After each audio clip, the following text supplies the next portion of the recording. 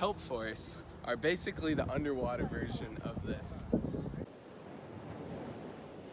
They are marine trees that provide habitat for fish, support biodiversity, ecotourism, fisheries, and even sequester carbon. However, from 1911 to 2015, they've undergone significant stress. They've lost 80% of their biomass along the west coast of North America due to causes like ocean acidification, warming ocean temperatures, overfishing, and even harvesting of the kelp itself. However, the main focus of this video is the purple sea urchin.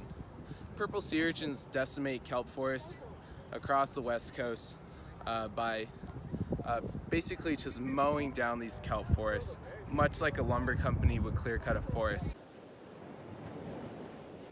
They overtake the reefs and create urchin barrens.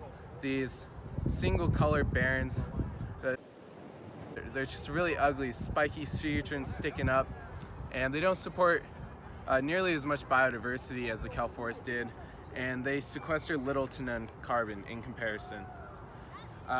Organizations like the Bay Foundation have taken to manually removing these sea urchins from reefs across the Palos Verdes Peninsula, and they've even removed over 3 million in the last 5 years. I suggest coupling this method with the introduction of the sea star. Sea stars basically invert their stomachs over sea urchins and engulf them. They're a keystone species that keep sea urchin populations in check and help with the restoration of kelp forests.